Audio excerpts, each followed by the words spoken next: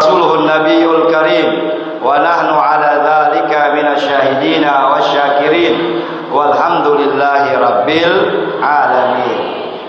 Puji dan syukur marilah senantiasa kita panjatkan kehadirat Allah Subhanahu wa taala pada sore hari yang cerah ini. Tepatnya kita berada di 23 Rabiul Awal ya.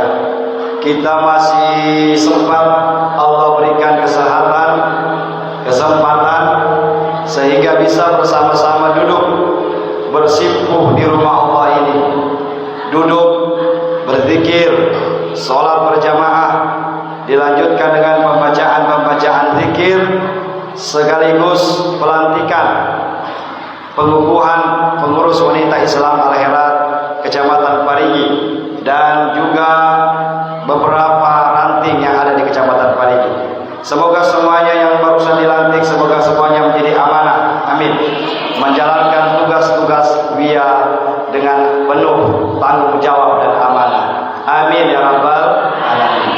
Salawat beserta salam kehadirat junjungan kita, panutan kita, teladan kita, Nabi besar Muhammad sallallahu alaihi wasallam, keluarganya, sahabatnya, insyaallah kita umatnya yang senantiasa melaksanakan sunnah-sunnah beliau.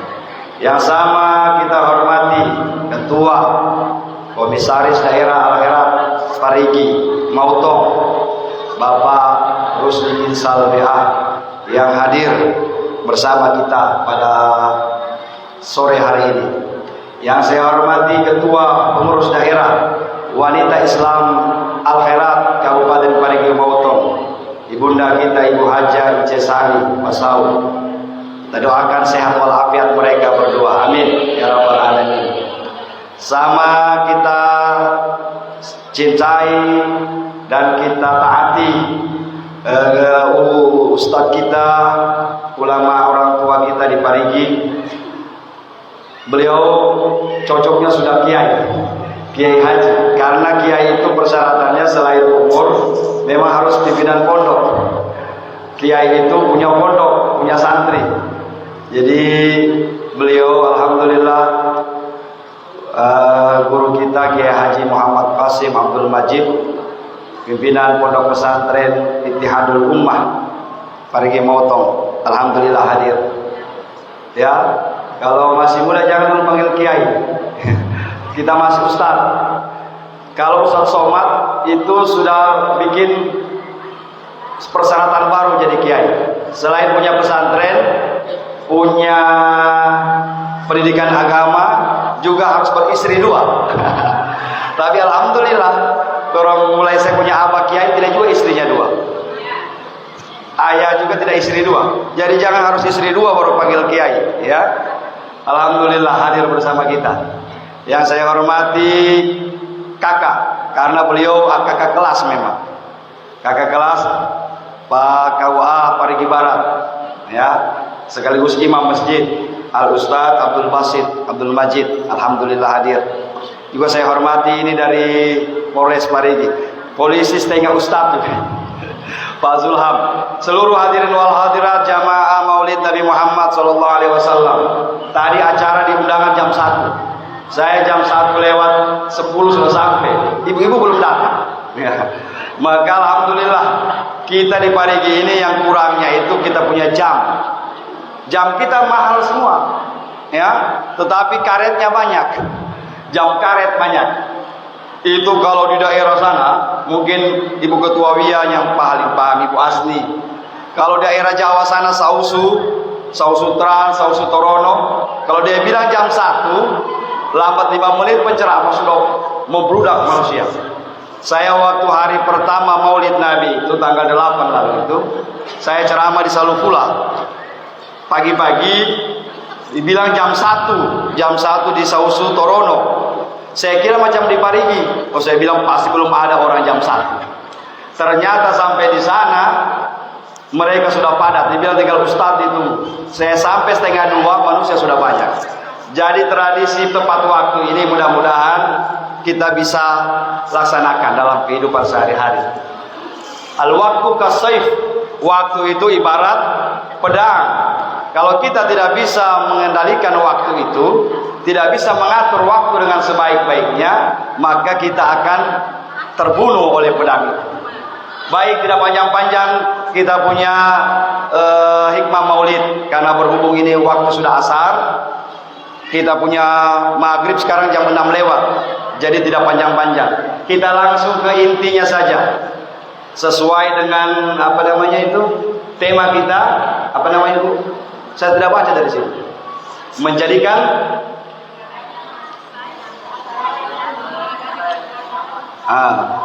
meneladani kasih sayang Nabi Muhammad terhadap keluarga ya. Nah, kita mau bicara bagaimana Rasulullah meneladani Rasulullah sebagai seorang manusia yang mempunyai keluarga.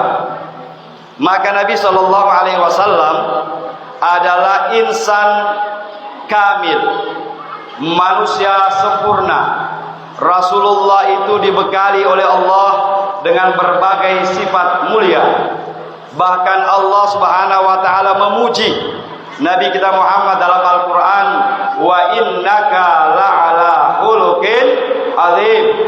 Sesungguhnya engkau ya Muhammad berada pada akhlak yang sangat mulia. Akhlak Nabi kita Muhammad akhlak yang tidak tertandingi. Tidak ada manusia dari zaman Adam sampai akhir dunia ini yang bisa menandingi akhlak kepribadian Nabi Muhammad sallallahu alaihi wasallam.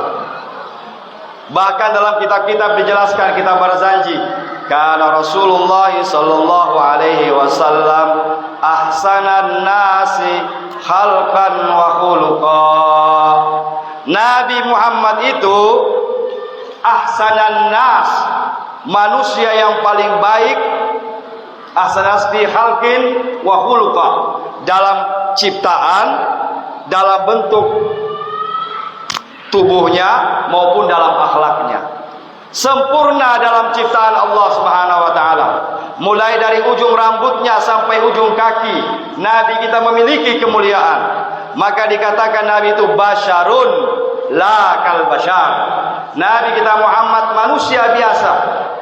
Bahkan dalam Al-Qur'an Nabi kita Muhammad, Allah Subhanahu wa taala menjelaskan bahwasanya innama ana basyarum mislukum. Sesungguhnya aku, kata Nabi, adalah manusia sama seperti kalian. Yuha ilayya. Yang membedakan kita dengan Nabi, Nabi menerima wahyu. Kita tidak menerima wahyu. Kita hanya mengamalkan wahyu yang diturunkan Allah kepada Nabi Muhammad yang berada dalam Al-Quran. Maka Nabi bentuknya, penampilannya sama dengan kita, ibu-ibu. Nabi punya rambut, kita juga punya rambut. Nabi punya hidung, kita juga punya hidung. Tetapi hidungnya Nabi, mohon maaf, beda dengan kita. Hidungnya Nabi tentu bagus, namanya saja orang Arab. Kalau kita ini kan pempeonge banyak, termasuk saya. Selain itu, Nabi Muhammad punya penciuman, ibu, itu bisa menembus dari jarak 70 km. 70 km Nabi sudah cium. Maka sepanjang sejarah, selama Nabi masih hidup, kota Madinah tidak pernah ada musuh yang bisa masuk, Pak. Karena dari jarak 70 km Nabi sudah cium, oh ada musuh kemari. Jarak 70 kilo. Bagaimana dengan penciuman kita? Tentu berbeda. Nabi Muhammad punya mata, kita juga punya mata. Tetapi Nabi Muhammad kalau melihat ke depan, tembus sampai belakang, Pak. Seolah-olah Nabi kita itu mempunyai 4 mata, 2 di depan, 2 di belakang. Apa semuanya? Kalau kita mau bahas tentang pribadi Nabi Muhammad, tak cukup waktu. Maka Nabi Muhammad adalah manusia agung, manusia super, ya, cuma satu-satunya ada di dunia. Kalau di istilah di dealer itu, Nabi Muhammad itu cuma satu-satunya, tidak ada lagi yang lain. Itu kalau bicara tentang tubuh Nabi Muhammad. Sekarang kita bicara akhlak. Bagaimana akhlak Rasulullah? Ketika Aisyah ditanya, siapa Aisyah? Istri Nabi. Ya Aisyah, bagaimana akhlaknya Nabi? Maka dengan tangisan, dengan air mata, Siti Aisyah menjawab, kana khuluquhul Quran. Nabi Muhammad itu akhlaknya Al-Quran. Semua yang diperintah dalam Al-Quran dilakukan semua Nabi. Apa yang dilarang oleh Al-Quran ditinggalkan oleh Nabi. Lalu ditanya lagi, bagaimana akhlak Nabi terhadap keluarganya? Ini pas dengan tema kita sore hari ini. Kata Siti Aisyah, berceritalah istri-istri Nabi. Nabi Sallallahu Alaihi Wasallam menjadikan keluarga itu di atas segala-galanya, menjadikan kasih sayang yang besar terhadap keluarganya. Bahkan Nabi bersabda dalam hadis yang sahih, khairukum li ahlihi wa ana khairukum li ahli. Sebaik-baik manusia, kata Nabi, adalah orang yang baik terhadap keluarganya. Wa ana khairukum li ahli. Dan saya adalah manusia yang paling baik dalam menghadapi keluargaku. Nabi sangat mencintai istrinya. Nabi sangat menyayangi istrinya. Bahkan Nabi, ini perhatikan ini. Alhamdulillah bapak-bapak tidak banyak di sini. Sebenarnya untuk bapak-bapak ini, Nabi berpesan, ada 2 dosa. Kalau perlu ibu-ibu sampaikan sama suaminya sebentar. Ada 2 dosa, kata Nabi, yang Allah segerakan siksanya masih di dunia. Kalau belum sholat, nanti dikubur. Belum haji, belum ini, nanti di akhirat. Tapi jangan 2 dosa ini, Pak. Kalau 2 dosa ini kita lakukan, kita akan dapat azab Allah selagi kita masih hidup. Belum mati kita, tetapi Allah sudah berikan azabnya. 2 dosa. Pertama, dosa apa itu? Pertama, hukukul walidain. Durhaka kepada orang tua. Jangan pernah berani durhaka sama orang tua. Kalau berani durhaka sama orang tua, belum mati kita, masih hidup kita, Allah sudah berikan azabnya kepada kita. Na'udzubillah min dzalik. Mana azab durhaka sama orang tua? 1, Allah tidak terima doanya. Kalau selama ini banyak permintaan kita sama Allah, menangis kita sama Allah, memohon sama Allah, tapi Allah tidak terima kita punya doa, bisa saja dosamu sama orang tua belum terhapus. Itu yang pertama. Dosa orang tua yang berbahaya yang kedua, dhaqa rizqahu, sempit rezeki. Mau usaha apapun, mulai dari jual kelapa sampai jual mobil, tetapi ada dosa sama orang tua, pasti bangkrut. Pasti Allah sempitkan kita punya rezeki. Dhaqa rizqahu. Jadi kita bisa koreksi. Kenapa semua usaha yang saya buat ini tidak ada berhasil? Mungkin dosa sama orang tua masih ada. Yang ketiga yang dikhawatirkan, Pak, kalau yang kedua tadi itu mungkin masih bisa. Yang ketiga, kharaja minad dunya bighairi iman, akan keluar dari dunia tanpa iman. Na'udzubillahi min dzalik. Keluar, dia meninggal dunia tanpa iman. Maka hati-hati durhaka sama orang tua. Orang tua mana? Abuka salah. Yang disebut orang tua itu 3. Alladzi yuladak, orang yang telah melahirkan kita, bapak mama kita, itu orang tua. Oh Ustaz, saya sudah ada mama, sudah ada papa. Mana orang tua kita? Saudara-saudara bapak dan mamamu. Oh saya sudah tidak punya om, sudah tidak punya tante, sudah meninggal semua. Siapa orang tua saya sekarang? Al-ahul kabir yagum maqam walid. Laki-laki yang paling tua itu adalah posisi mengganti bapak. Kita tidak punya om, papa kita sudah meninggal, mama kita sudah meninggal. Tapi ada saudara laki-laki kita yang masih hidup, itu orang tua kita. Maka jangan sampai durhaka sama mereka. Yang kedua, yang disebut orang tua itu alladzi yuzawwijaka ibnatahu, orang yang telah menikahkan engkau dengan anaknya, alias mertua. Sekarang ini bukan anak mantu yang banyak, anak hantu yang banyak. Ya, dia bilang kan cuma mertua juga. Tidak. Justru ketika Rabbi ghfirli wali walidayya, mertua dapat juga karena dia orang tua. Yang ketiga, yang disebut orang tua itu alladzi yu'allimakal ilm. Orang yang telah mengajarkan kamu ilmu. Guru TK, guru mengaji, guru SD, semua guru itu posisi sama dengan orang tua. Maka jangan durhaka sama guru. Satu kisah, ada di Yaman, Rubat Tarim. Rubat Tarim itu tempatnya ustadz-ustadz, Habib Jindan, semua Habib-Habib di Indonesia keluaran dari pesantren Rubat Tarim, Hadramaut. Ketika itu yang menjadi gurunya, menjadi mudirnya Al-Habib Abdullah Asy-Syatiri. Apa yang terjadi? Ada satu murid, dia cerdas, luar biasa hafalannya, tetapi dia kurang adab sama gurunya, kurang menghargai gurunya. Bahkan dia, karena dia memang hebat, dia bisa menghafal kitab Tuhfatul Muhtaj. Kitab Tuhfatul Muhtaj itu 10 jilid, dihafal di luar kepala. Gurunya saja tidak hafal itu, tapi dia bisa hafal. Maka timbul kesombongan dalam diri murid ini. Dia bilang, saya lebih hebat dari guruku Al-Habib. Akhirnya dengan berani dia memanggil gurunya dengan nama gurunya langsung. Tidak pakai Habib atau tidak pakai Syekh atau Ustadz, dia panggil langsung Abdullah. Bayangkan ini Bu, nama gurunya Abdullah Al-Habib Abdullah Asy-Syatiri. Dia panggil dengan panggilan namanya. Apa yang terjadi?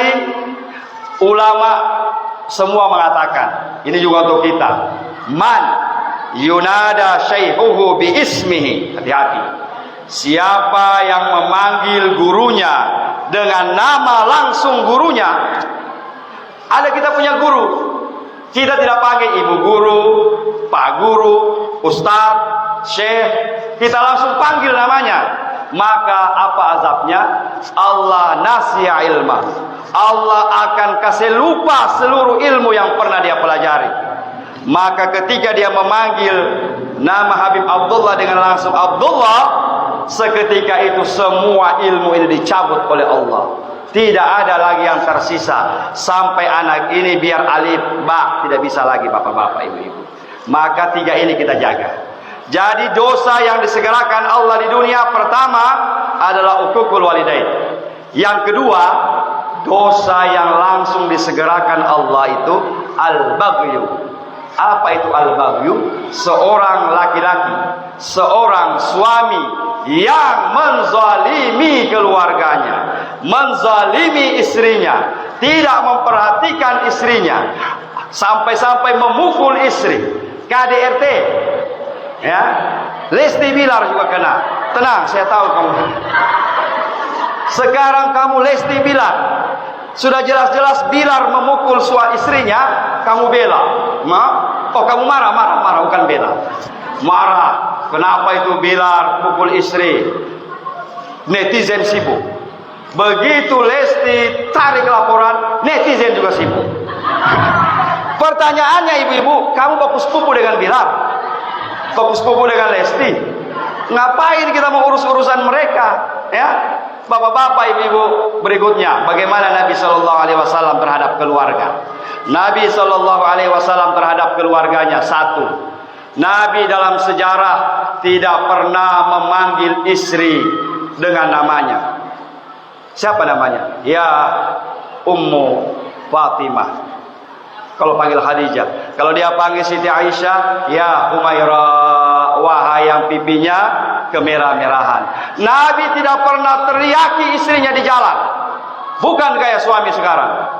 Istrinya di rumah tangga, mana kamu? Masa bisa begini bapak-bapak ibu-ibu? Ya? Tidak boleh, dalam agama kita tidak boleh meneriaki istri. Lebih lagi istri meneriaki suami, lebih banyak dosanya. Tapi bukan ibu-ibu di sini. Begitu suami barangkali cuma pergi beli kemana, diteriaki, mana papanya ini tadi? Allahu Akbar. Bagaimana dosanya? Besar. Ya, Nabi dalam sejarah tidak pernah membuat repot suami, membuat repot istri. Kalau suami model Nabi zaman sekarang aman ibu-ibu. Karena Nabi tidak mau dilayani bapak-bapak. Nabi itu maunya pakai pakaian, dia cari sendiri pakaiannya. Kalau mau dipraktek ini susah. Nabi sering, padahal ini Nabi, orang yang menerima wahyu, umatnya banyak, tetapi Nabi masih sempat membantu istri memasak, menjahit bajunya sendiri. Nabi itu, kalau ada makanan yang dimakan, misalnya Siti Aisyah atau istri-istri lain itu memasak makanan, Nabi kalau dia makan tambah lagi berarti enak. Tapi kalau dia makan makanan istrinya 1 sendok dia lepas, berarti tidak enak. Begitu dia makan dilepas, kata Siti Aisyah, ini pasti bergaram. Kenapa ya Rasulullah? Bergaram? Tidak, enak. Kena suami zaman sekarang, la ilaha illallah. Maka ibu-ibu Wia yang ada di tempat ini, ibu-ibu adalah pilar di rumah tangga. Ibu-ibu harus lebih cerdas dari ibu-ibu yang lain. Ibu-ibu harus lebih beradab dari ibu-ibu yang lain. Kenapa? Karena ibu-ibu Wia, wanita Islam akhirat. Dari zamannya guru tua sampai zamannya Ummi Siti, Ibu Ummi yang barusan meninggal, ya Syarifah, Sa'diyah. Mereka ajarkan sama ibu-ibu Wia ini apa? Yang pertama diajarkan adalah akhlak. Innama bu'istu liutammimma makarimal akhlak. Ibu Wia harus menjadi panutan di tengah masyarakat. Kalau ada di kampung kita orang yang membutuhkan bantuan, pesta, duka, ibu-ibu Wia turun langsung. Dan ini sudah terbukti.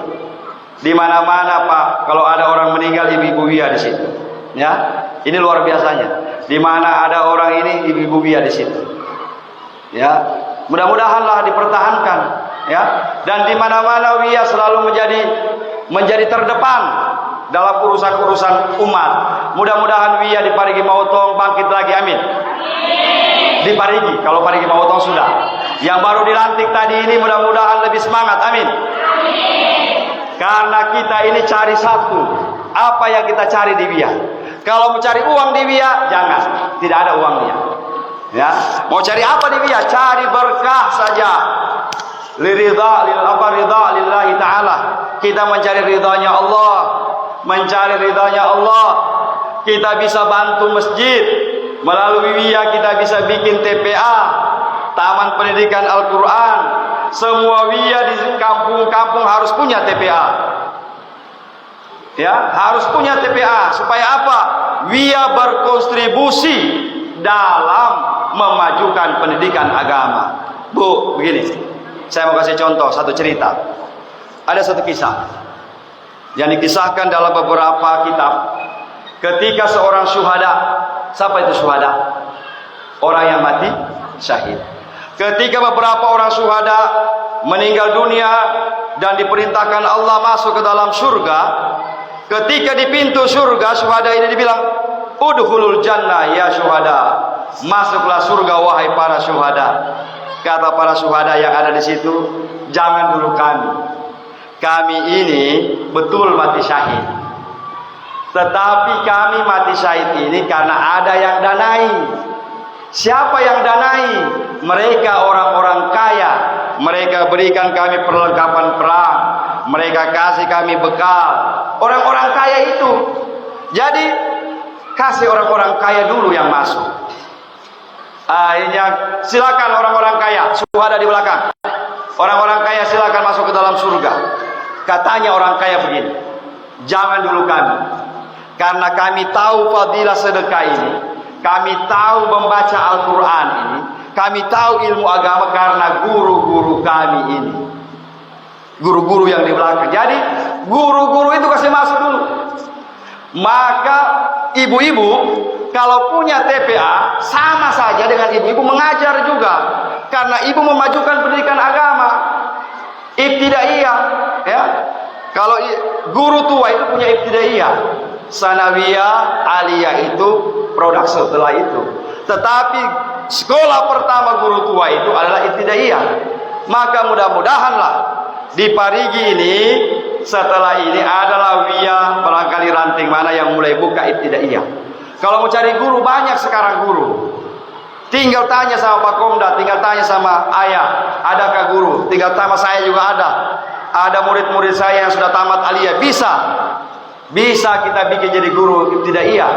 Kalau Wiyah di sini punya ibtidaiyah satu saja, misalnya ibtidaiyah loji, yang biayai Wiyah loji, mulai dari buku dan apa-apa sebagainya. Insya Allah ini warisan guru tua yang tetap kita pertahankan. Amin. Kalau belum bisa ibtidaiyah, minimal ada TPA, ya, minimal ada TPA. Mertasari bisa juga bikin ibtidaiyah, bisa bikin TPA. Kalau TPA saja sudah banyak sekarang. Ibtidaiyah yang belum ada, ya. Mudah-mudahan lah. Lebo juga boleh. Apalagi ada bangunannya di sana di Lebo. Cuma belum tabu kayak Jamila ya, atau Mandek. Mudah-mudahan di Lebo juga kita doakan. Semoga setelah ini bangkit lagi Wiyah di Lebo, bikin ibtidaiyah. Kalau cuma gurunya banyak, insya Allah bisa kita usahakan. Amin ya rabbal alamin. Bapak-bapak, ibu-ibu, kita juga minta sebentar dari Komda atau dari ayah untuk memberikan arahan lah kepada kita. Ini waktu masih jam 4:15. Sebagai akhir kesimpulan dari ceramah saya mengenai Maulid Nabi Muhammad, hubungannya dengan keluarga, jadikan keluarga kita menjadi keluarga yang islami. Bagaimana keluarga yang islami? Keluarga yang islami itu adalah saling menerapkan amalan. Harus ada amalan dalam rumah. Amalan kita satu keluarga apa? Amalan keluarga ini sholat duha. Tidak usah yang wajib, Bu, karena yang wajib masing-masing. Tapi ada amalan keluarga khusus. Contoh amalan keluarga A, sholat duha. Seluruh anggota keluarga, seluruh yang ada dalam rumah harus sholat duha. Itu amalan keluarga namanya. Apalagi amalan keluarga kami baca Quran setiap habis sholat maghrib. Pokoknya habis maghrib semua harus baca Al-Quran. Kalau cuma sendiri-sendiri, Bu, tidak jadi. Ibu mau beramal, ibu sendiri yang mengaji, anak menonton TV, papa merokok di sana. Tapi coba bikin amalan, tulis. Kalau perlu ibu-ibu umumkan di rumah. Mulai sebentar malam, semua yang ada dalam rumah ini mengaji habis maghrib. Itu amalan keluarga kita. Kalau kita sudah punya amalan keluarga, mudah-mudahan.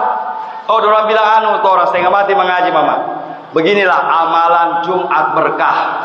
Setiap hari Jumat, kau kan sudah ada gaji. 5 bungkus nasi kotak. 5 bungkus nasi kotak taruh di panti asuhan, taruh di pondok pesantren, bagi sama orang-orang miskin. Itu amalan keluarga kita. Sekarang ini ada program nasi kotak, bagus itu, Bu. Ya, bagus. Kenapa? Sedekah yang paling besar itu kasih kenyang orang. Kalau orang kenyang, insya Allah. Bahkan ibu-ibu pernah dengar waktu haul guru tua, Profesor Dr. Salim Segaf Al-Jufri. Dr. Salim, apa beliau jelaskan? Beliau menjelaskan bahwasanya seorang ulama besar, Syekh Abdul Qadir Jailani, mengatakan memberi satu orang makan sampai puas dan dia dalam keadaan kenyang lebih besar pahalanya daripada membangun 1000 masjid. 1000 masjid kita bangun, tapi ada orang yang di samping rumah kita kelaparan, mati kelaparan, maka dosanya satu kampung yang tanggung. Jangan sampai ada orang di Bantaya ini mati karena kelaparan. Maka kenapa? Mudah-mudahan Wiyah boleh juga Wiyah program itu, program Jumat berkah. Insya Allah kalau dengan cara-cara begini mudah-mudahan Wiyah kita diberkahi Allah Subhanahu wa taala. Amin. Kita berdoa semua kepada seluruh orang-orang tua kita, seluruh guru-guru kita, semua orang yang sudah besarkan Wiyah di Parigi Mautong. Mudah-mudahan mereka Allah terima semua amal ibadahnya. Kita punya orang-orang tua yang sekarang sakit. Banyak orang-orang Wiyah sekarang ini yang sekarang sudah tidak bisa.